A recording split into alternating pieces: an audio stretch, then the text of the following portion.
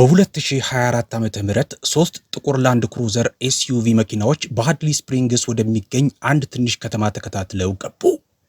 በከተማዋ ያሉ ነዋሪዎች አይተዋቸው የማያውቁ አይነት ዋጋቸውም በከተማዋ ካሉ አብዛኛዎቹ ቤቶች በላይ የሆኑ የቅንጦት መኪናዎች ነበሩ።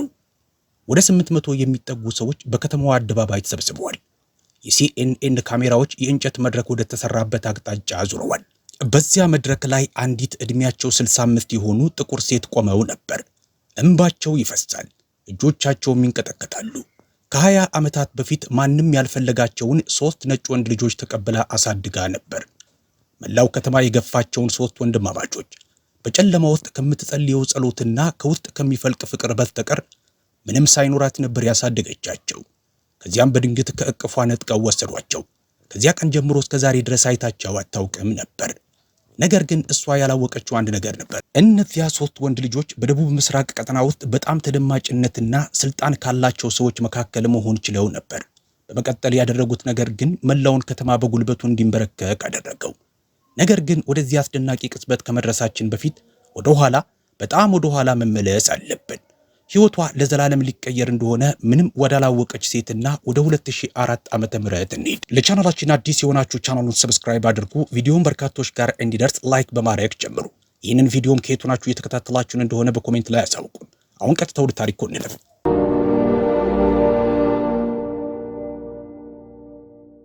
ሃድሊ ስፕሪንግስ ጆርጂያ፣ የህዝብ ቁጥር 2800። ከተማዋ አንድ የነዳጅ ማደያ፣ አንድ ቤተክርስቲያንና ማታ 12 ሰዓት ላይ የሚዘጋ አንድ የሸቀጣሸቀጥ ሱቅ ብቻ ያላት ከተማ ናት።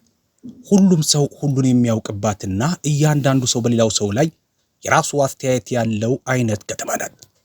ቢያትሪስ ኦውንስ የምትኖረው አያቷ በ1955 በሰሩት ባለ 3 መኝታ ቤት ውስጥ ነበር። ሲረገጥ የሚጮህ የእንጨት ወለል፣ የመጠቅለያ በረንዳ ከሚወዛወዝ ወንበር ጋር እና በየቀኑ ማለዳ ፀሐይ ከመውጣቷ በፊት የምትንከባከበው የበረንዳ ጀርባ የአትክልት ቦታ ነበራት። እድሜዋ 45 ዓመት ነበር። በትዳር አልኖረችም፣ ልጆችም አልነበሯትም። ይህ የሆነው ግን ልጅ መውለድ ስላልፈለገች አልነበረም። ቤትሪስ በሕይወቷ ሙሉ እናት የመሆን ህልም ነበራት። ነገር ግን በ30ዎቹ ዕድሜ ላይ ያለች 2 ጊዜ ውርጃ ካጋጠማት በኋላ መሞከሩንም ሆነ ተስፋ ማድረጉን አቆመች። ያንን ሁሉ ፍቅሯን ግን ለእሁድ ትምህርት ቤት ልጆች፣ ላጡ ድመቶችና ለቲማቲም ተክሎች ሰጠች። 2 ቦታ ትሰራ ነበር። ጠዋት በአንደኛ ደረጃ ትምህርት ቤት ምግብ ቤት ውስጥ፣ ቅዳሜና እሁድ ደግሞ የካውንቲውን ፍርድ ቤት ታጥናለች። በወር የምታገኘው $1280 ብቻ ነበር። የቤቱ ክፍያ ወይም ደግሞ ሞርጌጅ ደግሞ $620 ነበር። ሂሳቡን ራሳችሁ አስሉት። ከየካቲት ወር ጀምሮ የቤቷ ጣሪያ ያፈስ ነበር። ሳሎን ውስጥ ባለው የጀርባ ጥግ ላይ ሰማያዊ ሸራ አንጥፋ ዝናብ በሚዘንብበት ጊዜ ጠብታዎችን የሚቀበሉ 3 ባልዲዎችን አስቀምጣለች። ቤቱን ለመጠገን የተገመተው ወጪ $3400 ሲሆን የሷ ቁጠባ ግን $780 ብቻ ነበር። በካውንቲው በኩል የቤት እድሳት እርዳታ ለማግኘት አመልክታ 4 ወራት ጠብቃለች። በቢሮው ውስጥ ያለችው ሴት በየጊዜው በቅድመ ተከተለ ተራዋን እየጠበቀች እንደሆነ ትነግራታለች። ነገር ግን ቢያትሪስ አታጉረመርምም። ያ የእሷ ባህሪ አልነበረም። በየሳምንቱ እሁድ በግሬተር ሆፕ ባፕቲስት ቤተክርስቲያን በ3ኛው ረድፍ ወንበር ላይ ትቀመጣለች። ፓስተር ሬይመንድ ኮልማን በደንብ ያውቋታል። ለእያንዳንዱ የጋራ ግብዣ የድንች ሰላጣ ይዛ እንደምትመጣ ያውቃሉ። መጀመሪያ በፈቃደኝነት እንደምትሰለፍና መጨረሻ ላይ እንደምትወጣ ያውቃሉ። ከቅዳሴ በኋላ ከልጆች ጋር ስትሆን ይመለከቷት ነበር። እኩል ለመሆን ዝቅ የምትልበት መንገድ፣ ሲናገሩም በእውነት የምታዳምጥበት መንገድ ልዩ ነበር። ፓስተር ኮልማን የተቀረው ከተማ ያላስተዋለውን ነገር አስተውለዋል። ቢትሪስ ኦውንስ የተሰበሩ ነገሮችን የመጠገን የተፈጥሮ ስጦታ ነበራት። ጎረቤቷ ዴኒስ ሃርፐር አብዛኛውን ጊዜ ማክሰኞ ትመጣለች። የዴኒስ ልጆች ግቢ ውስጥ ሲጫወቱ እነሱ በረንዳ ላይ ጣፋጭ ሻይ እየጠጡ ይቀመጣሉ። አንድ ቀን ከሰዓት በኋላ ዴኒስ ከዚህ ቦታ ለመውጣት አስበሽ አታውቂም ስትል ጠየቀቻት። አትላንታ ያለው የአጎትሽ ልጅ ጋር ሰፊ ቦታ አለ። ቢትሪስ በደካማው ግን ሞቅ ባለ ፈገግታ እና የአያቴን ቲማቲሞች ማን ሊያጠጣቸው ነው? ፓስተር ኮልማን በሎሚ ጭማቂ ውስጥ ብዙ ስኳር እንዳይጨምሩ ማን ሊከታተላቸው ነው? ስትል ሳቀች። ነገር ግን ዴኒስ አየችው። በቤትሪስ አይኖች በስተጀርባ በቋሚነት የተቀመጠውንና መቼም የማይወጣውን ብቸኝነት አስተዋለች። ቤትሪስ በየቀኑ ማታ ለ15 ዓመታት ያህል ያንኑ ጸሎት ትጸልይ ነበር። ጌታዬ ሆይ፣ እናት እንደሆን የተፈቀደልኝ ከሆነ የምወደውን ሰው ስደድልኝ፣ ካልሆነ ደግሞ ከዚህ ባዶ ቤት ጋር እንድታረቅ እርዳኝ። ከዚህ ባዶ ቤት ጋር በአብዛኛው ታርቃ ነበር። ከእሳት ማገዶ በላይ ከ10 ዓመታት በፊት በአያቷ በእጅ የተጠረበች ጠርዞች በዓመታት አቧራ ማጽዳት ምክንያት የለሰለሱ አንዲት ትንሽ የእንጨት ታብሌት ተንጠልጥላ ነበር። እንዲህ የሚል ጽሑፍ ነበረባት። አንድ ቤት የሌላውን ሰው ህመም ሲሸከም ማረፊያ ቤት ይሆናል የሚል። ቢትሪስ ያንን ጽሑፍ 10,000 ጊዜ አንብበዋለች። እነዚያ ቃላት ምን ማለት እንደሆኑ በእውነት ልትረዳው ተቃርባ ነበር። አሁን ስለ ሃርሊ ስፕሪንግስ ልነግራችሁ የሚገባ ነገር አለ። በግልጽ ጠላትነት የሚታይባት ከተማ አልነበረችም። የሃይማኖት ጥል የለባትም። የዘረኝነት ስድብም አይጮህባትም። ነገር ግን የዝምታዋ ገጽታ የተለየ ነበር። ቢያትሪስ ወደ ሸቀጣሸቆጥ ሱቅ ስትገባ የሰዎች ወሬ ለአንድ አፍታ ይቆማል፣ ከዚያም ይቀጥላል። ምትክ መምህር ለመሆን ስታመለክት 30 የኮሌጅ ክሬዲቶች ነበሯት። ዲግሪ ለመጨረስ 15 ክሬዲት ብቻ ነበር የቀራት። የትምህርት ቦርዱ ስለ ፍላጎቷ አመሰገናት፣ ግን መቼም መልሰው አልደወሉላትም። ይህ ነገር እንደማያበሳጫት ለራሷ ትነግራለች። በምግብ ቤቱ ስራዋ፣ በፍርድ ቤቱ ወለል ማጽጃ መዋቅሯ ረክታ እንደምትኖር ለራሷ ትነግረዋለች። ነገር ግን በአንዳንድ ምሽቶች በዚያ በጣም ጸጥተኛ በሆነ ቤት ውስጥ ተኝታ ራሷን ትጠይቃለች። ለአንድ ነገር ተመርጦ መገኘት የአንድ ሰው የመጨረሻ ምርጫ ከመሆን ይልቅ የመጀመሪያ ምርጫ መሆን ምን ሊሰማው እንደሚችል ታስብ ነበር። እርሷ ገና አታውቀውም ነበር፣ ነገር ግን በቅርቡ ልታውቀው ነው። ያንን ማክሰኞ ምሽት ስልኩ ጮኸ። የካውንቲው ቢሮ የማህበራዊ ጉዳይ ሰራተኛ የሆነችው ካሮሊን ሚቼል ነበረች። ቢያትሪስ ገና የሁለተኛ ደረጃ ትምህርት ቤት እያሉ ካሮሊን ቤከር ትባል በነበረችበት ጊዜ ታውቃታለች። የካሮሊን ድምፅ ተጨንቋል። ይህ በጣም የመጨረሻ ሰዓት ጥያቄ እንደሆነ አውቃለሁ። ብዙ እየጠየቅኩሽ እንደሆነም አውቃለሁ። ቢትሪስ ቀጥ ብላ ተቀመጠች። ነገር ግን 3 ወንድ ልጆች ያሉኝ፣ ወንድማማቾች ናቸው። ማንም ሊቀበላቸው አልፈልግም። ማንም ስልሽ ማንም። የቢትሪስ ልብ በፍጥነት መምታት ጀመረ። ካሮሊን ቀጠለች። ባለፉት 18 ወራት ውስጥ በ4 የማሳደጊያ ቤቶች ውስጥ አልፈዋል። በመጨረሻው ቤተሰብ ውስጥ ግን አንድ ክፍተት ተፈጥሮ ነበር። ምን አይነት ክፍተት? ቢትሪስ ጠየቀች። ረጅም ዝምታ ሰፈነ። ሰዎች ጥያቄ መጠየቅ አቁመው በሩን መዝጋት እንዲጀምሩ የሚያደርግ አይነት ክፍተት። ቢትሪስ በምድጃው ላይ የተንጠለጠለውን የአያቷን የእንጨት ታብሌት ተመለከተች። አንድ ቤት የሌላውን ሰው ህመም ሲሸከም ማረፊያ ቤት ይሆናል የሚል። ካሮሊን አለች በቀስታ፣ ስለ እነዚህ ልጆች ንገሪኝ። ካሮሊን በመቀጠል የነገረቻት ነገር ሁሉንም ነገር የሚቀይር ነበር። ነገር ግን ካሮሊን ያልተናገረችው መናገርም ያልቻለችው ነገር ቢኖር ለምን እነዚህ 3 ልጆች ከማንኛውም አስፈላጊ የመንግስት መዝገብ ላይ ሙሉ በሙሉ እንደተሰረዙ ነበር።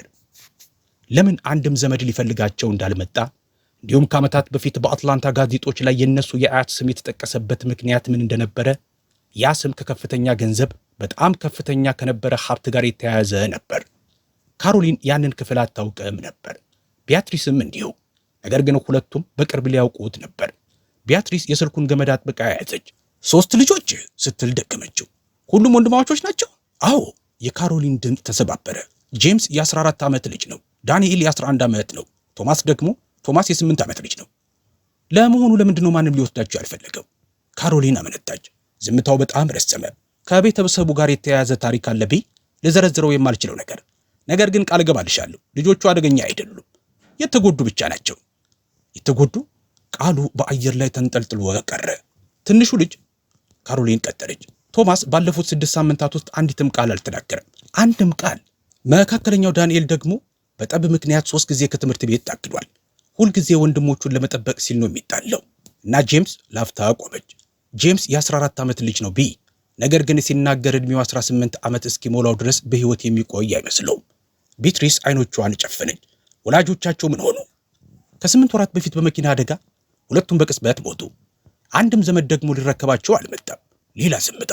በዚህ ጊዜ ግን ረዘም ያለ ነበር።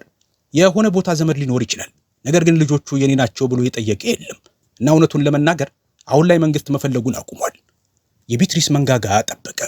3 ልጆች ወላጅ አልባ የሆኑ የተተዉ፣ በ18 ወራት ውስጥ በ4 ቤቶች የተንከራተቱ፣ አሁን ደግሞ የሥርዓቱ አካላት ሊያለያዩአቸው ተዘጋጅተዋል። እስከ አርብ ድረስ የማስቀምጣቸው ቦታ ካላገኘው አለች ካሮሊን። ሊያለያዩአቸው ነው። 3 የተለያየ የጉዲፈቻ ማዕከል በ3 የተለያየ አውራጃ። የቢትሪስ ልብ ተጨምቆ ተጨነቀ። እነሱ ቀድሞውን ሁሉንም ነገር አጭተዋል። ካሮሊን በሹክሹክታ አለች።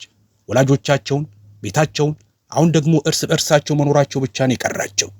ቢትሪስ ትንሽ ቤቷን፣ የሚያፈሰውን ጣሪያ፣ ባልዲዎቹንና ከዓመታት በፊት መግባት ያቆመችባቸውን ባዶ መኝታ ቤቶች ዙሪያዋን ተመለከተች።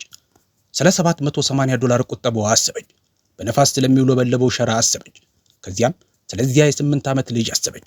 መናገር ስላቆመው ዓለምን አይቶ ከእንግዲህ ወዲህ ሊያናግራት የሚገባ ነገር እንዳልሆነች ስለወሰነው ሕፃን ካሮሊን አቤት እዚህ ይዘሻቸው ነይ። አርብ ቀኑ ደመናማና ቀዝቃዛ ሆኖ መጣ። በጥቅምት ወር ነፋስ ቅጠሎችን በቢትሪስ በረንዳ ላይ እየበተነ የካውንቲው ቫን መኪና መጣ። ተራ መኪና ሳይሆን ቫን ነበር። ምክንያቱም ለ3 ልጆችና ለንብረቶቻቸው የሚሆን ቦታ ያስፈልግ ነበር። የነበራቸው ንብረት በሙሉ ግን በ3 ጥቁር የቆሻሻ መጣያ ፕላስቲኮች ውስጥ የሚገጠም ነበር። ካሮሊን በየመንገዱ ላይ እየመራች ይዛቸው መጣች። ትልቁ ልጅ መጀመሪያ መጣ። ጄምስ የ14 ዓመት ልጅ ቢሆንም እንደ ትልቅ ሰው የሚራመድ መንጋጋው የተገጠመ እጆቹን በቡጤ የጨበተ አደጋዎችን ለመክታት አይኖቹ የሚቀኙ እውነተኛ ወላጆቻቸው መፈራረስ ከጀመሩበት ጊዜ ጀምሮ እድሜው 10 ዓመት ከነበረበት ጊዜ አንስቶ ላለፉት 4 ዓመታት እርሱ ነበር ወላጅ ሆኖ የቆየው። ከሱ በስተጀርባ ዳንኤል ይራመዳል። የ11 ዓመት ልጅ ቀጭንና የተወጠረ በግራ አይኑ ላይ እየጠፋ የመጣ ቢጫ የድብደባ ጠባሳ ነበረው። የማምለጫ መንገዶችን እንደሚያሰላሰው ግቢያቸውን በጥንቃቄ ይመለከት ነበር። ከሁለቱም በስተጀርባ ተደብቆ የነበረው ቶማስ ነበር። የ8 ዓመት ልጅ ለአካለ መጠኑ ትንሽ የሆነ የተደበደበ የቆዳ ማስታወሻ ደብተር እንደ መከላከያ ጋሻ ደረቱ ላይ አጥብቆ የያዘ። ቢትሪስ መጀመሪያ ያስተዋለችው ጫማውን ነበር። በሁለቱም የእግር ጣቶቹ በኩል ቀዳዳ ነበረው። ከዚያም ማስታወሻ ደብተሩን አስተዋለች። አሮጌ ቆዳ፣ የለሰለሱ ጠርዞች፣ ጥግ ላይ የወርቅ ቀለም ያላቸው ሆሄያት ተቀርጾበታል። አሁን ላይ ግን ሊጠፉ ተቃርበዋል። HW የሚሉ በዚያን ጊዜ ምንም ልዩ ነገር አልመሰላትም ነበር። ነገር ግን ሊመስላት ይገባ ነበር። ቢትሪስ ሌሎች የጉዲፈቻ ወላጆች ያላደረጉትን ነገር አደረገች። ከበረንዳው ወርዳ በመንገዱ ላይ ልታገኛቸው ሄደች እና እዚያው መንገድ ላይ ተንበረከከች። ከቶማስ ጋር አይን ላይ እኩል ሆነች።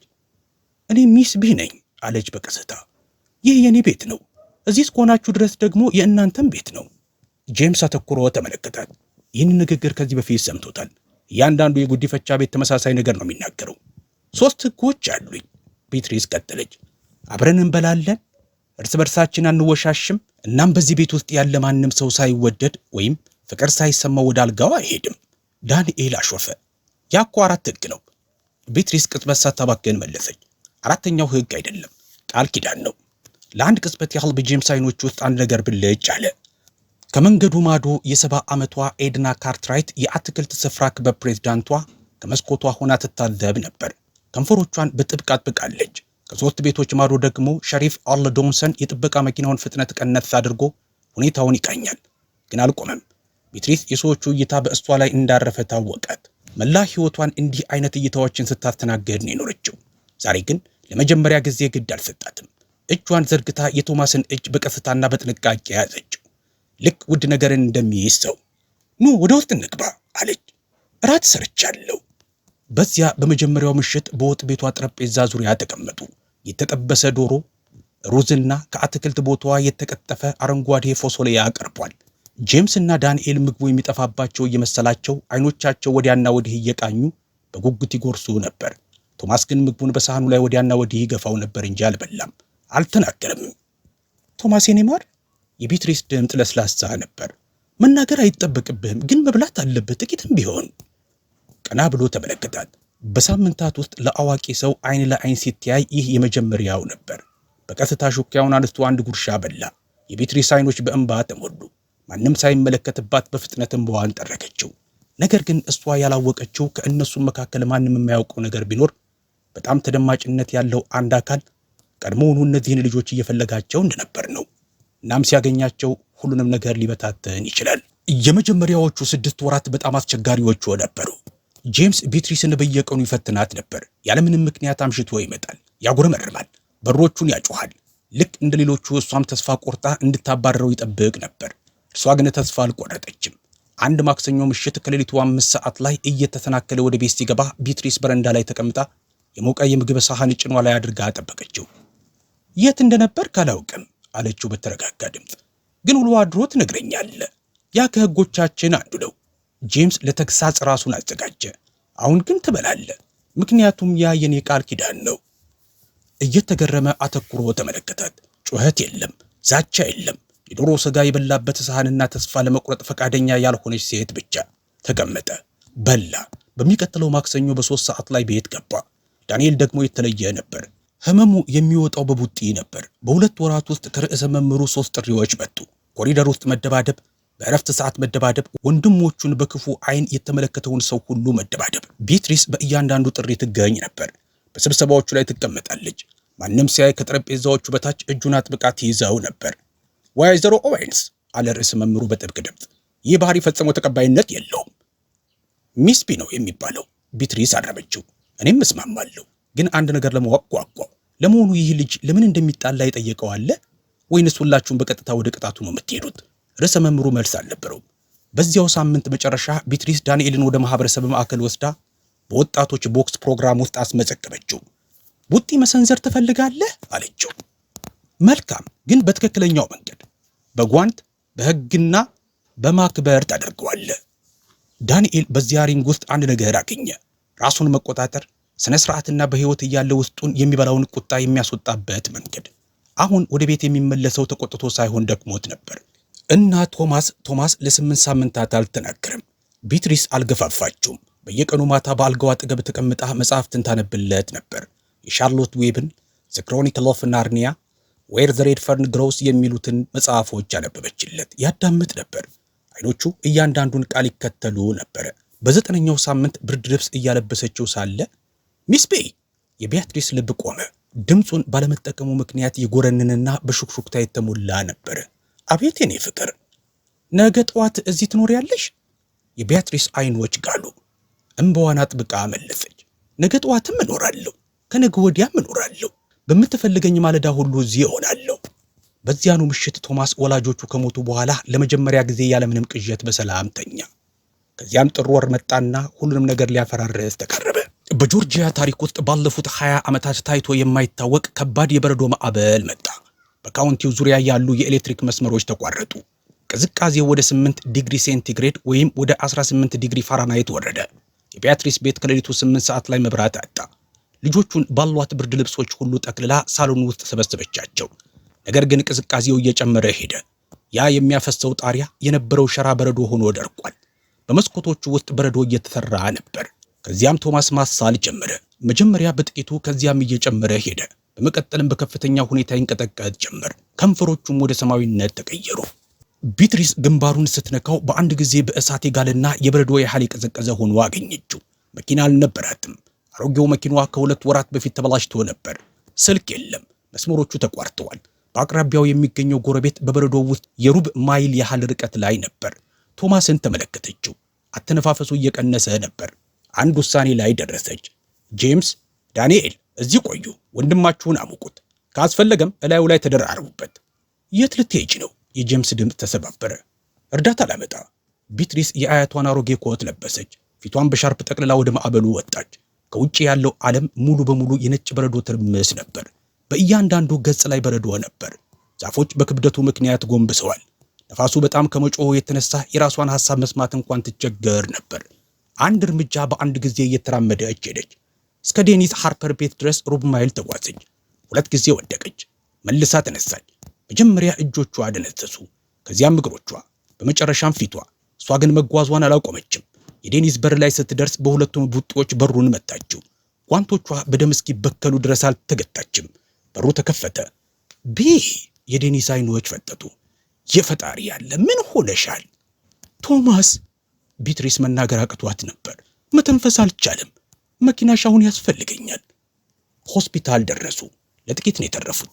የድንገተኛ ክፍል ሐኪሙ እንደተናገረው ቶማስ የብርድ በሽታ እና የመተንፈሻ አካላት ኢንፌክሽን መጀመሪያ ላይ ነበር። በዚያ ቅዝቃዜ ውስጥ ሌላ 1 ሰዓት ቢቆይ ኖሮ የሳምባ ምች ሊሆን ወይም ከዚያ የከፋ ሊሆን ይችል ነበር። ቢትሪስ ፀሐይ እስክትወጣ ድረስ በዚያ የጥበቃ ክፍል ውስጥ ተቀመጠች። ጄምስና ዳንኤል ከጎኗ ተጠግተው ነበር። ሦስቱም ደክመው ነበር። ሦስቱም ፈርተው ነበር፣ ግን በሕይወት አሉ። ከሌሊቱ 10 ሰዓት ገደማ ጄምስ ተናገረ። ለምንድን ነው ይህንን የምታደርጊው? ቢትሪስ ተመለከተችው። ምኑን የማደርገው የኔ ልጅ? ይህንን ሁሉንም ነገር። ድምፁ ተሰባበረ። እኛ እኮ ያንቺ እንኳ አይደለንም። ቢትሪስ ለረጅም ጊዜ ዝም አለች። ከዚያም እጇን በትከሻው ላይ አሳረፈች። አያቴ የነገረችኝን አንድ ነገር ልንገርህ። እንዲህ ትለኝ ነበር፣ ቤተሰብነት በደም አይደለም። ቤተሰብነት ማለት በረዶ ወይም ክፉ ቀን በሚመጣበት ጊዜ ማን አብሮህ ይቆማል ማለት ነው። ወደ እሷ ይበልጥ ሳበችው። እኔ አብሬያችሁ ቆሜያለሁ። እኔ ማድረግ የማውቀው ይህንን ብቻ ነው። ጄምስ ራሱንም አላራቅም። ወላጆቹ ከሞቱ በኋላ ለመጀመሪያ ጊዜ በአንድ ሰው ላይ እንዲደገፍ ራሱን ፈቀደ። ከዚያች ምሽት በኋላ አንድ ነገር ተቀየረ። ጄምስ ሚስ ቢ ማለቱን ትቶ ማማ ቢ ብሎ መጥራት ጀመረ። ዳንኤል የማምለጫ መንገዶችን መፈለጉን አቆመ። ቶማስ ደግሞ ለእሷ አንድ ስዕል ሳለላት፣ ቢጫ ጣሪያ ያላት ቤትና 4 እጅ ለእጅ የተያዙ ሰዎችን፣ ከላይም ቤተሰቤ ብሎ ጻፈበት። ፊደላቱን በትክክል ባይጽፋቸውም ግሩም ነበር። ያንን ስዕል ማቀዝቀዣው ላይ ሰቀለችው። ነገር ግን በከተማዋ ያሉት ሰዎች ሁሉ ነገሩን ልጆቹ እንዳዩት አላዩትም ነበር። አንድ ቀን ከሰዓት በኋላ ወይዘሮ ኤድና ካርትራይት ቢትሪስን የሸቀጣሸቀጥ ሱቅ ውስጥ አስቆሟት። ቢትሪስ ገና ልጅ እያለሽ ጀምሮ ነው የማውቅሽ። ድምፃቸውን እንደ በረዶ የቀዘቀዘ ነበር። አንድ ነገር ግን መናገር አለብኝ። ሰዎች እያወሩ ነው። 3 ነጭ ወንድ ልጆች በአንቺ ቤት ውስጥ መኖራቸው ነገሩ ትክክል አይመስልም።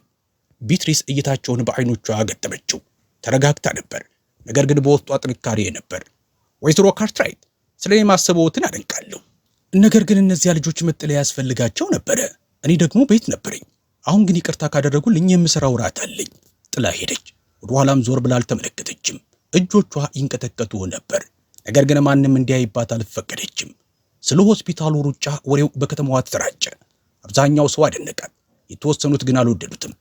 አልፎ ተርፎም ወለል በምታጸዳበት ፍርድ ቤት ውስጥ ሳይቀር ሹክሹክታዎች ይከተሏት ነበር። ሁሉም ትሰማ ነበር። ነገር ግን ራሷን ቀና አድርጋ መኖሯን ቀጠለች። ለልጆቹ መገኘቷንና በማንኛውም አስፈላጊ መንገድ እናት መሆኗን ቀጠለች። ምክንያቱም ቤትሪስ ኦንስ ማለት እርሷ ናት። ምንም ነገር ሐሜትም ይሁን ፍርድ መስጠት፣ አልፎ ተርፎም የበረዶ ማዕበል ያንን ሊቀይረው አይችልም ነበር። ሆኖም እርሷ ያላወቀችው ነገር ቢኖር ሌላ አካልም እየተከታተለ እንደነበር ነው። በጣም ሩቅ ያለ ሰው፣ ባለስልጣን የሆነ ሰው፣ እነዚህን ልጆች ለረጅም ጊዜ ሲፈልጋቸው የነበረ ሰው። እናም እርሱ በደጃፏ ላይ ሊመጣ ተቃርቦ ነበር። 18 ወራት አለፉ።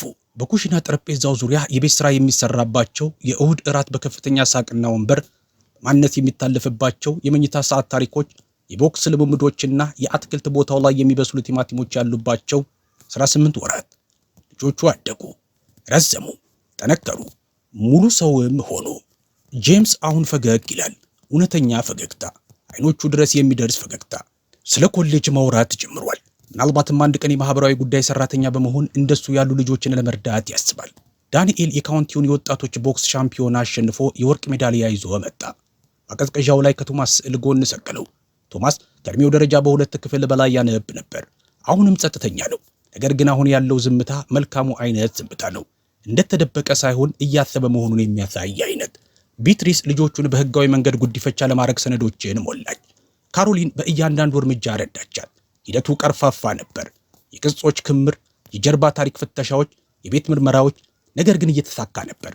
አንድ እሁድ ምሽት ከእራት በኋላ አራቱም በረንዳ ላይ ተቀመጡ። ፀሐይ በአትክልት ስፍራው ላይ ወርቃማና ሮዝ ቀለም ይዛ እየጠለቀች ነበር። ቶማስ ከቆዳ ማስታወሻ ደብተሩ ላይ ድምፁን ከፍ አድርጎ ያነብ ነበር። አሁን በውስጡ የራሱ ታሪኮችን መጻፍ ጀምሯል። ስለ ጀግና ፈረሰኞችና ስለ አስማታዊ መንግስታት የሚተርኩ ጀብዶች።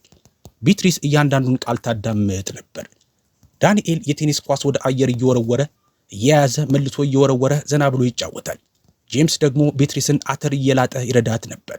እጆቹ ልክ 100 ጊዜ እንዳደረገው ሁሉ በተለመደ መንገድ ይንቀሳቀሱ ነበር። ምክንያቱም በእርግጥ 100 ጊዜ አድርጎታል። ማማቢ ቤትሪስ ማማቢ ብሎ ሲጠራት አሁንም ልቧ ይመታል። አቤት የኔ ልጅ፣ አንድ ነገር ልልሽ ፈልጌ ነው። ላፍታ ቆመና አተሩ ላይ አተኮረ። ስላልተውሽን፣ ተስፋ ስላልቆረጥሽብን አመሰግናለሁ። ቤትሪስ ሳህኑን አስቀምጣ እጁን ያዘችው። የኔ ልጅ፣ እኔ በአንተ ላይ ፈጽሞ ተስፋ አልቆርጥም መቼም ቢሆን። ያ ቅጽበት በዚያ ላይ ተንጠልጥሎ ቀረ። ፍጹም ነበር፣ ሙሉ ነበር። ከመካከላቸው በመንገዱ መጨረሻ ላይ የቆመችውን ጥቁር መኪና ያስተዋለ አልነበረም።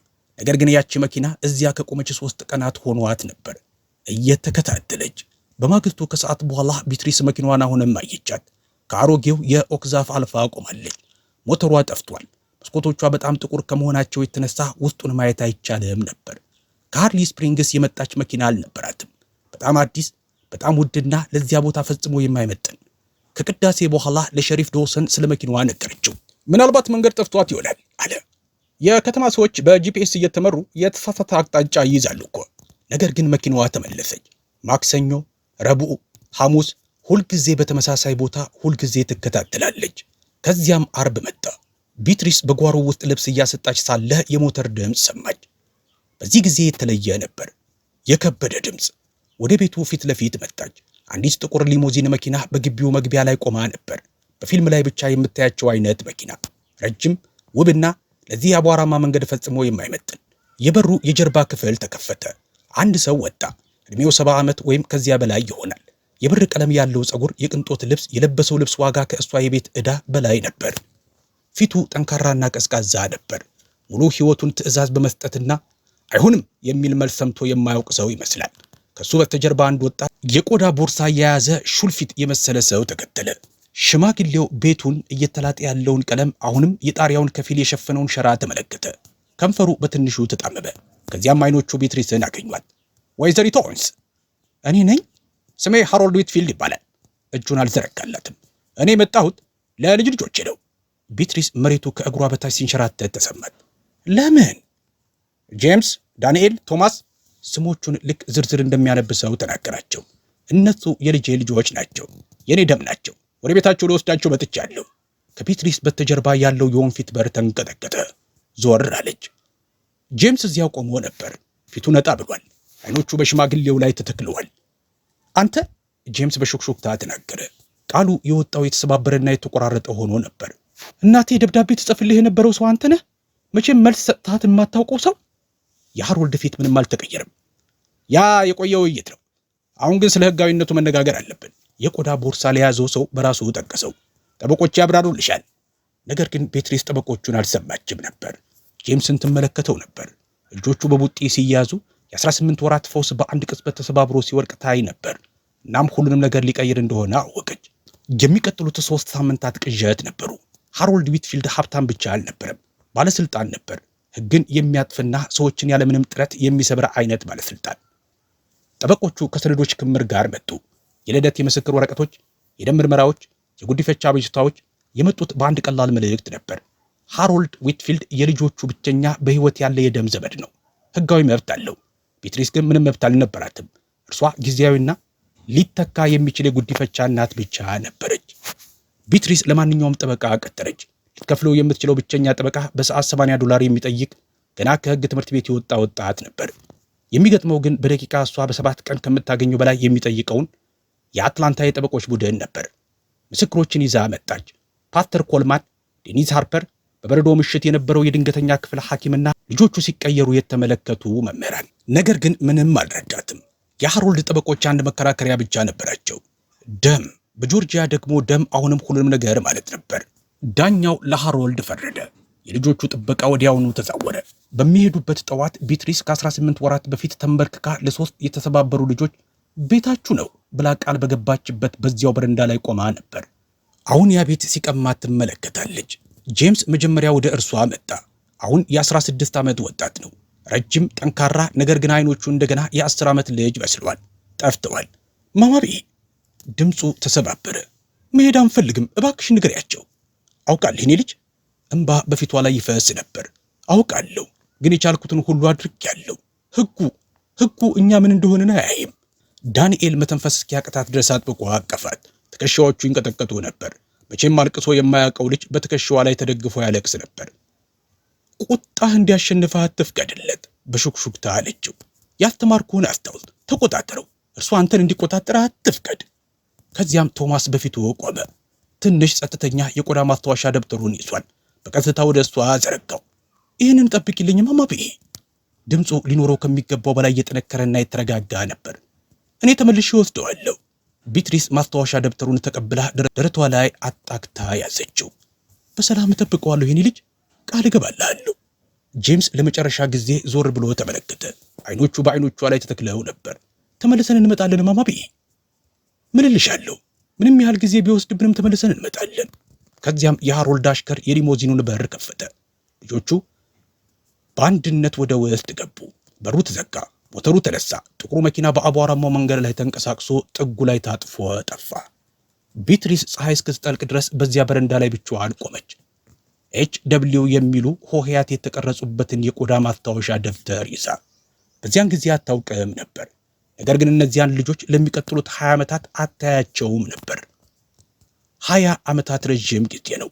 በአንድ ከተማ ውስጥ ነገሮች እንዲረሱ የሚያደርግ ረጅም ጊዜ፣ ተስፋ እንዲደበዝዝ የሚያደርግ ረጅም ጊዜ። አንዲት ሴት ያንን ሁሉ ነገር በህልሟ ያየችው መሆኑን እስክትጠራጠር የሚያደርግ ረጅም ጊዜ።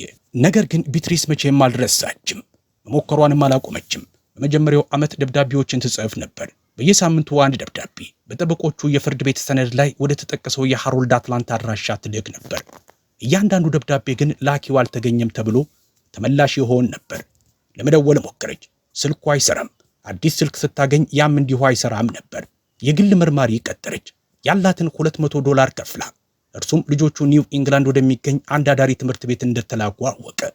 ውድ የተመረጠና ያለ ፈቃድ ጎብኚ የማይቀበል ትምህርት ቤት። ወደዚያ ትምህርት ቤት ለመድረስ 8 ሰዓት ነዳች። በብረት በሩ ውጭ ቆማ ልጆቹን ለማየት ለመነች። የጥበቃ ሰራተኛው በትህትና ግን በጠንካራ ሁኔታ መለሰላት። እመቤቴ፣ አቶ ዊትፊልድ መመሪያቸውን ግልጽ አድርገዋል። አንቺ የተከለከሉ ሰዎች ዝርዝር ውስጥ ነሽ። አዝናለሁ። ብቻዋን የ8 ሰዓት መንገድ ነድታ ወደ ቤቷ ተመለሰች። ከዚያ በኋላ ፈለጉ ሙሉ በሙሉ ጠፋ። አዲስ አድራሻ የለም፣ የስልክ ቁጥሮች የሉም፣ መግቢያ መንገድ የለም። ሃሮልድ ዊትፊልድ ልክ በሕይወታቸው ውስጥ ጨርሶ እንዳልነበረች አድርጎ ቢትሪስን ከልጅ ልጆቹ ሕይወት ውስጥ ሙሉ በሙሉ አጠፋት። ይህ በእንዲህ እንዳለ ግን የከተማዋ ሰው ፊቱን አዞረባት። ወሬዎች እንደ ሰደድ እሳት ተሰራጩ። እውነቱን ለማያውቅ ሰው ደግሞ ወሬዎቹ ልክና እውነት ይመስሉ ነበር። አያታቸው እርሷ እንደምትበድላቸው ደርሶበት ነው ይባላል። አለበለዚያማ አንድ ሀብታም ሰው ይህን ሁሉ መንገድ ለምን ይመጣል? ደግሞስ የጉዲፈቻ ክፍያውን ፈልጋ እንጂ ሌላ ምን ልትሆን ትችላለች? የሚሉ ወሬዎች።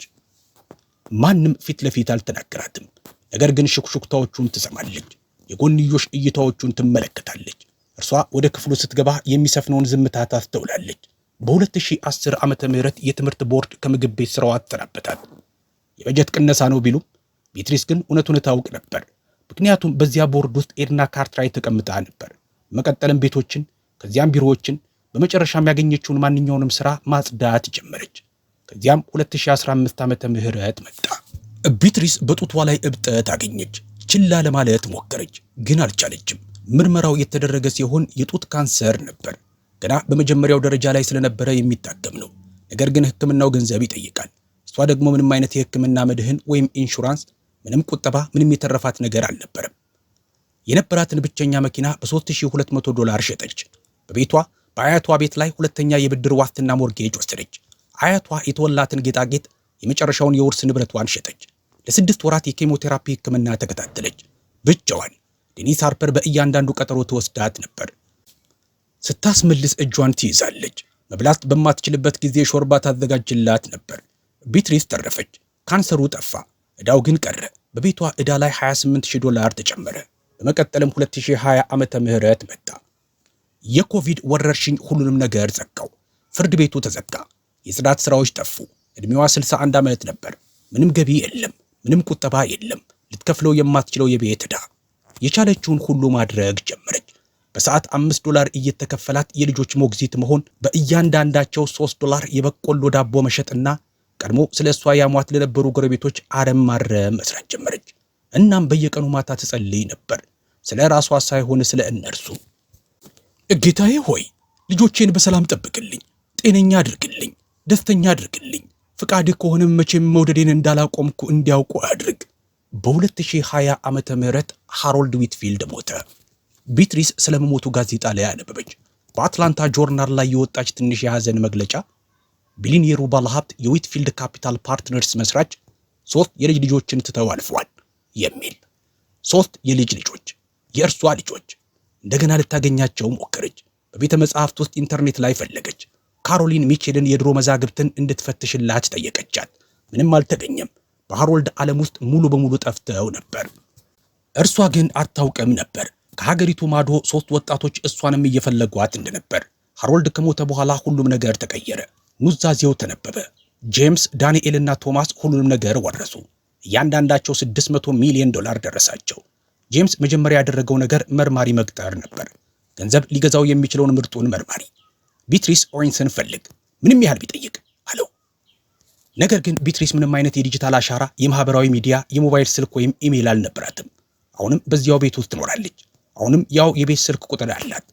ነገር ግን የመርማሪው ደብዳቤዎች በፖስጣ ውስጥ ይጠፉ፣ ከቆሻሻ ወረቀቶች ጋር ይጣሉ፣ ወይም አድራሻው ስህተት ስለነበር ተመላሽ ይሆኑ ነበር። 4 ዓመታት ፈጀ። 4 ዓመታት የውሸት ፍንጮች፣ መሳሳቶችና መባክኖች። በመጨረሻም በ2024 ዓመተ ምህረት መጀመሪያ ላይ መርማሪው አረጋግጠው ቤትሪስ ኦዌንስ በህይወት አለች። አሁንም በሃርዲ ስፕሪንግስ ትገኛለች። አሁንም በአያቷ ቤት ውስጥ ናት። ግን ለጥቂት ጊዜ ብቻ ነበር። ምክንያቱም በ2023 ዓመተ ምህረት ባንኩ የ3 ወራት የቤት ክፍያ ባለመከፈሉ ምክንያት ማስጠንቀቂያ ልኮ ነበር። አጠቃላይ ዕዳው $2400 ነበር። በ30 ቀናት ውስጥ ካልተከፈለ ቤቱ ይወረሳል። ቤትሪስ በዚያኑ ምሽት በወጥ ቤቷ ውስጥ ተቀመጠች። ከ20 ዓመታት በፊት 3 የተራቡ ልጆችን የመገበችበት በዚያው ወጥ ቤት አሁንም ያልተከፈተውን አሁንም እሱን እየጠበቀ ያለውን የቶማስን የቆዳ ማስታወሻ ደብተር ይዛ ነበር። ከውጭ ጣሪያው አሁንም ያፈሳል። ባልዲዎቹ አሁንም ጠብታቸውን ይቀበላሉ። በባንክ ሂሳቧ ውስጥ የነበራት $147 ብቻ ነበር። ጌታዬ ሆይ አለች በሹክሹክታ፣ ከእንግዲህ ምን እንደማደርግ አላውቅም። ምንም የተረፈኝ ነገር የለም። ማስታወሻ ደብተሩን ተመለከተች። HW የሚሉትን የወርቅ ሆሄያት በጣቶቿ እየዳሰሰች ነገር ግን እንደገና ላያቸው ካልቻልኩ ቢያንስ እንዲያውቁልኝ አድርግ። ቃል ኪዳኔን እንደጠበቅኩ እንዲያውቁልኝ አድርግ። በሰላም እንደጠበቅኩት በየዕለቱ መውደዴን እንዳልተውኩ እንዲያውቁልኝ አድርግ ስትል ጸለየች። እሷ ግን አታውቅም ነበር 3 ወንድ ልጆች ቀድሞውኑ በመንገድ ላይ እንደነበሩ በሌሊት 600 ማይል እየነዱ ከጊዜ ጋር እየተሽቀዳደሙ ነበር። አግኝተዋታል። ከእንግዲህ ወዲህ ደግሞ ዳግመኛ ሊያጧት አይፈልጉም። በመቀጠል የሚፈጠረው ነገር ሁሉንም ነገር የሚቀየር ነበር። ለቤትሪስ ብቻ ሳይሆን ፊቱን አዙሮባት ለነበረው መላው ከተማው ጭምር። ቅዳሜ ጠዋት የ2024 የጸደይ ወቅት ቤትሪስ እንደ ሁልጊዜው በረንዳ ላይ ተቀምጣ የቶማስን ማስታወሻ ደብተር ይዛ ባዶውን መንገድ ትመለከት ነበር።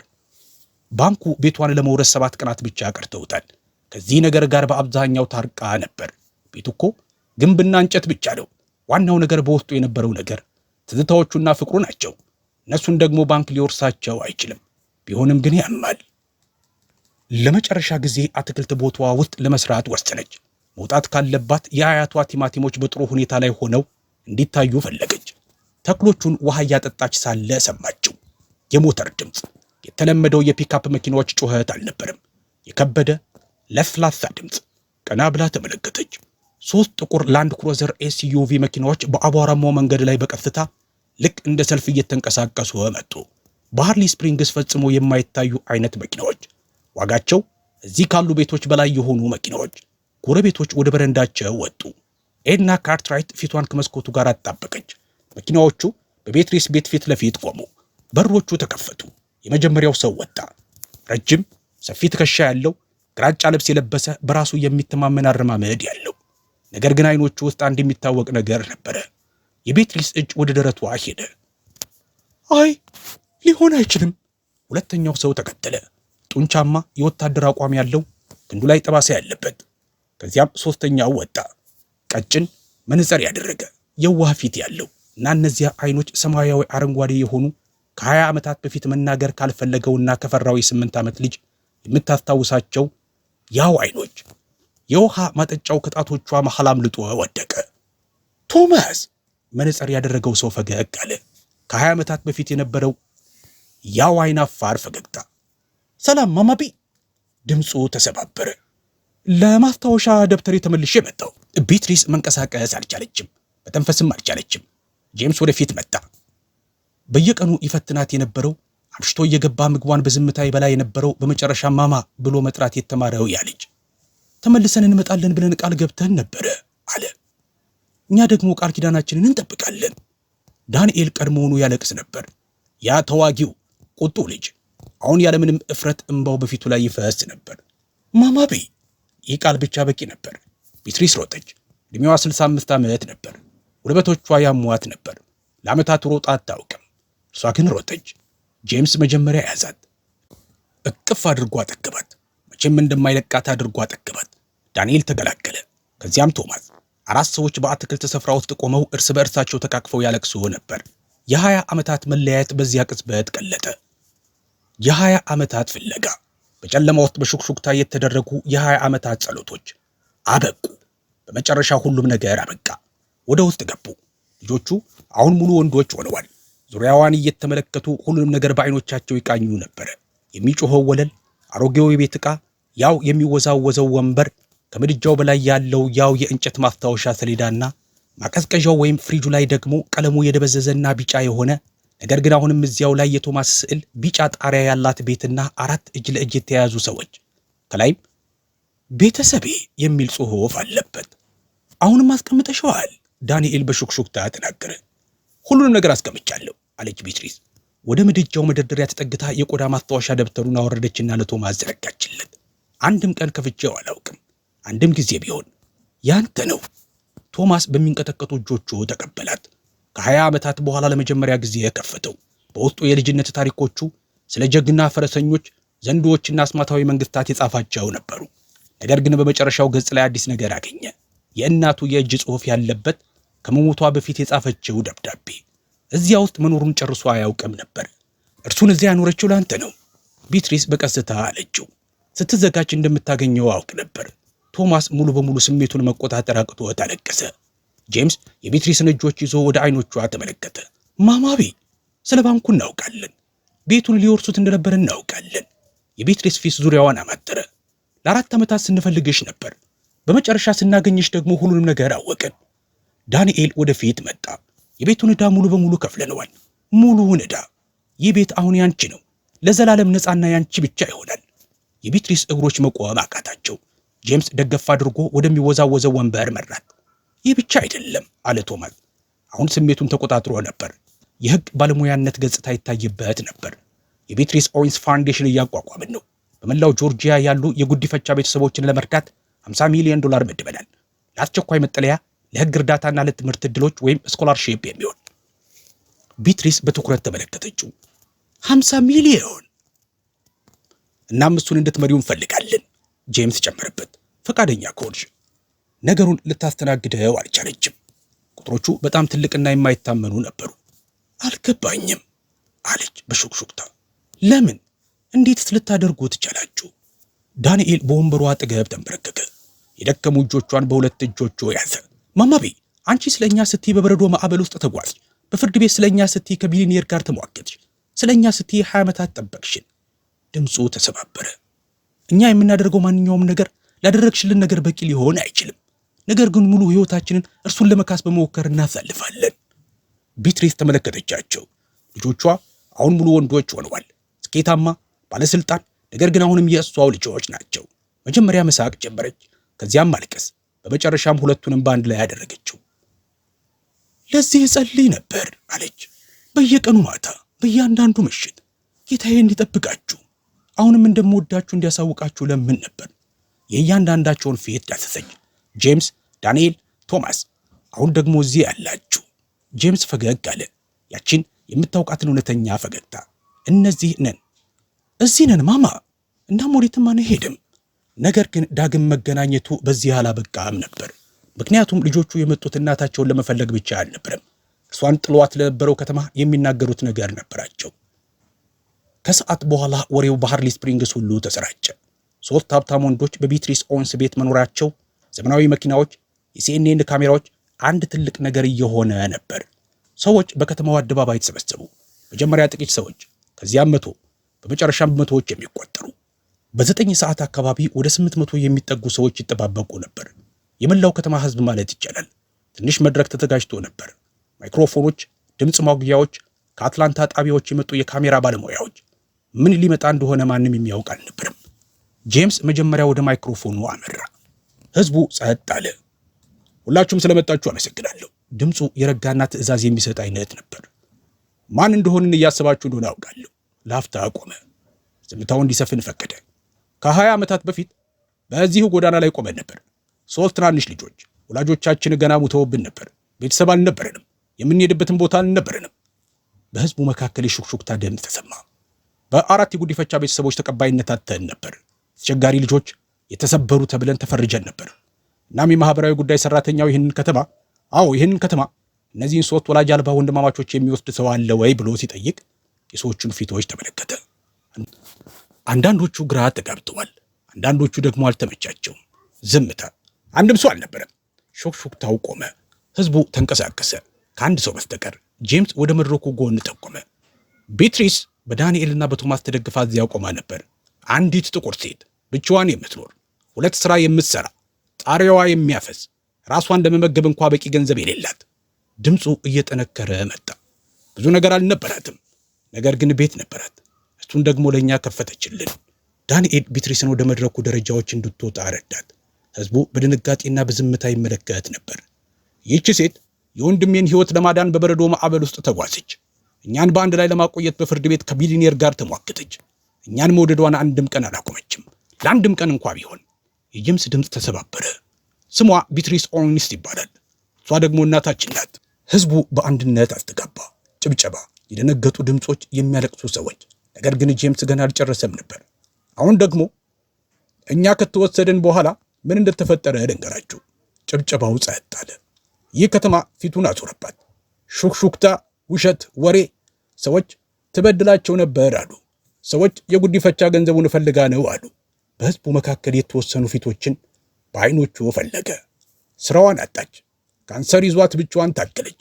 ቤቷን ልታጣ ጥቂት ቀናት ቀርተዋት ነበር። መንጋጋው ተከታተለ። እናም ይህ ከተማ የት ነበር? ሁላችሁስ የት ነበራችሁ? ማንም የመለሰ አልነበረም። በመቀጠል ዳንኤል ወደ ማይክሮፎኑ መጣ። እኛ የመጣነው ነገሮችን ለማስተካከል ነው፣ ለማማቢ ብቻ ሳይሆን ለዚህ ሁሉ ማህበረሰብ። ሰዎቹ ነገሩን እንዲያሰላስሉት ጊዜ ሰጠ። የቤቷን ዕዳ ከፍለናል። ቤቱ ለዘላለም የሷ ነው። ጭብጨባ ሲጀመር ዳንኤል እጁን አነሳ። ነገር ግን ይህ ብቻ አይደለም። የቢትሪስ ኦዌንስ ፋውንዴሽን በ50 ሚሊዮን ዶላር እያቋቋመን ነው። ህዝቡ ሙሉ በሙሉ ጸጥ አለ። ይህ ፋውንዴሽን እዚሁ ሃርሊ ስፕሪንግ ውስጥ የቤተሰብ መርጃ ማዕከል ይገነባል። በዚህ ካውንቲ ውስጥ ወደ ኮሌጅ መሄድ ለሚፈልግ ለማንኛውም የጉዲፈቻ ልጅ ሙሉ የትምህርት ዕድል ይሰጣል። ችግር ላይ ላሉ ቤተሰቦች 50 ቤቶችን ያድሳል፣ እንዲሁም ይገነባል። ላፍታ ቆመ። ስለ እናታችን መጥፎ ነገሮችን የተናገሩትን ቤተሰቦች ጨምሮ ሰዎቹ ተያዩ፣ በሹክሹክታም ተነጋገሩ። በመጨረሻ ቶማስ ወደፊት መጣ። ያ ጸጥተኛ ከዓመታት በፊት መናገር አቁሞ የነበረው ልጅ። ማማቤ አንድ ነገር አስተምራናለች አለ በቀስታ። መልካምነት ሂሳብ እንደማያሰላ አስተምራናለች። ቂም አይይዝም፣ ዝም ብሎ መስጠትን ብቻ ነው የሚያውቀው። ወደ ቤትሪስ ተመለከተ። እርሷ አሁን በግልጽ ታለቅስ ነበር። ስለዚህ እኛም የምናደርገው እርሱን ነው። ለማንኛውም ሰው እንሰጣለን፣ እንኳን ለማይገባው ሰው ጭምር። ከህዝቡ መሃል አንዲት ሴት ወደፊት ገፋች። ኤድና ካርትራይት። አሁን ዕድሜዋ 88 ዓመት ነበር። የደከመችና የምትንቀጠቀጥ። የመድረኩን ደረጃዎች በቀስታ ወጣች። ወደ ቤትሪስ ተጠግታን በጉልበቷ ተንበረከከች። ቤትሪስ፣ ድምጿ ይንቀጠቀጥ ነበር። ተሳስቼ ነበር። የተናገርኩት ሁሉ ያደረግኩት ሁሉ ስህተት ነበር። እንባ በሸበቶ ፊቷ ላይ ይፈስ ነበር። ልትምርኝ ትችያለሽ? ቤትሪስ ለ20 ዓመታት ሕይወቷን መራራ ስታደርግባት ለነበረችው ሴት ዝቅ ብላ ተመለከተች። ወሬዎቹን ስታሰራጭ፣ ከሥራ እንድትባረር ስታደርግ፣ ጎረቤቶችን ጠላት ስታደርግ ለነበረችው ሴት ቤትሪስ ጎንበስ ብላ የኤድናን እጆች ይዛ አስነሳቻት። ረጅም ጊዜ ሆኖኛል የኔ እህት፣ ምሬሻለሁ። ድምጿ የዋህ ነበር። ቂም መያዝ የሚጎዳው የያዘውን ሰው ብቻ ነው። ኤድናን አቅፋ ሳመቻት። ህዝቡ ስሜቱን መቆጣጠር አልቻለም። ጭብጨባ፣ እልልታ፣ የሚያለቅሱ ሰዎች፣ እርስ በርሳቸው የሚተቃቀፉ እንግዳ ሰዎች። በዚያን ቀን በሃርሊ ስፕሪንግ ውስጥ የነበረው ነገር ሁሉ ተሰበረ። የ20 ዓመታት ሹክሹክታ፣ ፍርድ መስጠትና ዝምታ በአንዲት ሴት ይቅር ባይነትና ከየት እንደመጡ ባልረሱ 3 ልጆች ፍቅር ታጠበ። ከአንድ ዓመት በኋላ ሃርሊ ስፕሪንግስ ሙሉ በሙሉ ተቀይሮ ነበር። የኦዌንስ ቤተሰብ መርጃ ማዕከል በከተማዋ እምብርት ላይ ቆሞ ነበር። 3 ፎቅ ያለው ዘመናዊና ብሩህ፣ በ50 ማይል ዙሪያ ውስጥ ያለ ምርጡ ህንፃ። ከውጭ የአንዲት ሴት የነሐስ ሐውልት የጠዋቱን ብርሃን ያንጸባርቃል። አንዲት ሴት ተንበርክካ የአንድን ልጅ እጅ ስትይዝ፣ ከስሩም በድንጋይ ላይ የተቀረጹ ቃላት ነበሩ እንዲህ የሚል: አንድ ቤት የሌላውን ሰው ስቃይ ሲሸከም እውነተኛ መኖሪያ ይሆናል። ውጤቶቹ ለራሳቸው ይናገሩ ነበር። 28 ቤተሰቦች የጉዲፈቻ ወላጆች ለመሆን ተመዝግበው ነበር። ከፋውንዴሽኑ በፊት ግን አንድም አልነበረም። 45 ተማሪዎች ሙሉ የኮሌጅ ስኮላርሺፕ አግኝተዋል። ከስርዓቱ የወጡና ምንም እንደማይሆኑ የተነገራቸው ልጆች። 32 ቤቶች ታድሰዋል ወይም እንደገና ተገንብተዋል። አዲስ ጣሪያዎች፣ የሚሰሩ የውሃ ቧንቧዎች፣ ለብዙ 10 ዓመታት እንክብካቤ ያላዩ ግድግዳዎች ላይ አዲስ ቀለም። ብሔራዊ ጋዜጦች ሃርሊ ስፕሪንግስን የሁለተኛ ዕድል ከተማ ብለው ጠሯል። ልጆቹ አጠገቧ ቀሩ። ጄምስ ከቤትሪስ አጠገብ ወዳለው ቤት ተዛወረ። ማማ ዳግመኛ ብቻዋን እንድትሆን አልፈልግም አለ። እርሱ ለፋውንዴሽኑ ሙሉ ጊዜውን ይሰጥ ነበር። እያንዳንዱን እርዳታ ይከታተላል፣ እያንዳንዱን ማመልከቻ ይገመግማል። አንድም ልጅ እንዳያመልጥ ያደርግ ነበር። ዳንኤል በአሮጌው የማህበረሰብ ማዕከል ቦታ ላይ የኦዌንስ የስፖርት ማዕከል ገነባ። ነፃ የቦክስ ትምህርቶች፣ የቅርጫት ኳስ ሜዳዎች፣ ከትምህርት በኋላ የሚደረጉ ፕሮግራሞች፣ ብዙ ቁጣ ላላቸውና ቁጣቸውን የሚረጩበት ቦታ ላጡ ልጆች አስተማማኝ ቦታ አቋቋመ። ቶማስ በመርጃ ማዕከል ውስጥ የህግ ክሊኒክ ከፈተ። ለጉዲፈቻ ቤተሰቦች ነፃ ምክር፣ ልጆቻቸውን ለማቆየት ለሚታገሉ ወላጆች ነፃ ውክልና የሚሰጥ ወንድማማቾችን በጉዲፈቻ ስርዓት ውስጥ በአንድ ላይ ለማቆየት የሚያስችለውን አዲስ የህግ ረቂቅ ወይም የኦዌንስ ቤተሰብ ጥበቃ አዋጅ በግዛቱ ምክር ቤት እያጸደቀ ነበር። በየእሁዱ በቤትሪስ ቤት ይሰባሰቡ ነበር። ጄምስና ባለቤቱ፣ ዳንኤልና ፍቅረኛው፣ ቶማስና የ2 ዓመት ሴት ልጁ ስሟ ቢ ይባላል። በማንኛውም አስፈላጊ መንገድ በአያቷ ስም የተሰየመች። የራት ጠረጴዛው አሁን የተጨናነቀ፣ ጫጫታ የበዛበት፣ በሳቅ በክርክርና በፈሰሰ ጭማቂ የተሞላ ነበር። ቤትሪስ በጠረጴዛው ራስ ላይ ተቀምጣ ቤተሰቧን፣ ያንን እውነተኛ ቤተሰቧን፣ ከዓመታት በፊት ጸልይለት የነበረውን ቤተሰብ ትመለከት ነበር። አንድ ማክሰኞ ከሰዓት በኋላ ስልኩ ተደወለ። ካሮሊን ሚቼል ነበረች። አሁን ጡረታ ወጥታለች። ነገር ግን አሁንም ጥሪዎችን ታደርጋለች። ቢ በእነዚህ ቀናት እንደምትጠምጅኝ ያውቃለሁ። ነገር ግን አንዲት የ7 ዓመት ልጅ አለች። ማንም ሊወስዳት አልፈለገም። ቤትሪስ በመስኮት ውጭ ተመለከተች። ጄምስ ሕፃኗን ቢ በበረንዳው መወዛወዣ ላይ ያወዛወዛት ነበር። ዳንኤል ፍም እያዘጋጀ ነበር። ቶማስ በደረጃው ላይ እያነበበ ነበር። ቤቷ ሞልቶ ነበር። ልቧ ደግሞ የበለጠ ሞልቶ ነበር። ይዘሻት ነይ ካሮሊን። ከ1 ሰዓት በኋላ አንዲት መኪና ቆመች። አንዲት ትንሽ ልጅ ወጣች። የፈሩ አይኖች ያሏት፣ የተቀደደ ቦርሳ የያዘች። ቤትሪስ በረንዳውን ወርዳ በሳሩ ላይ ተንበረከከች። ከአይኖቿ ጋር እኩል እያደረገች ሰላም የኔ ውድ፣ እኔ ሚስ ቢ ይባላለሁ። ይህ አሁን ያንቺ ቤት ነው። ትንሿ ልጅ እጇን ያዘቻት። አንዳንድ ነገሮች መቼም አይቀየሩም። አንዳንዶቹ ደግሞ መለወጥም የለባቸውም። የቤትሪስ ኦዌንስ ታሪክ ነው። ሁሉም ሰው አይሆንም ሲል እሷ እሺ ያለች ሴት፣ በበረዶ ማዕበል ውስጥ የተጓዘች፣ ከቢሊኒየሮች ጋር የተሟገተችና 20 ዓመታት የጠበቀች ሴት። አንድ መልካም ተግባር ሁሉንም ነገር ሊቀይር እንደሚችል ያረጋገጠች ሴት። ፍቅር የደም መስመር አያስፈልገውም። የሚያስፈልገው አብሮ የሚጸናና የማይለቅ ሰውን ብቻ ነው። ያንን ሁልጊዜ አስታውሱ። ይህ ታሪክ ልብሽን ወይም ልብህን ከነካው፣ በዚህ ዓለም ውስጥ አሁንም ጸጥታ የሰፈነበት መልካምነት መኖሩን ማስታወስ ካስፈለገ ወይም ካስፈለገሽ፣ እባክህ ወይም እባክሽ አንድ ውለታ ዋሉልኝ። ያንን የላይክ ምልክት ተጫነው። ይህ ከምታስበው በላይ በእጅጉ ይረዳል። ይህንን ቪዲዮ ዛሬ መስማት ለሚያስፈልገው ሰው አካፍለው፣ ሼር አድርገው።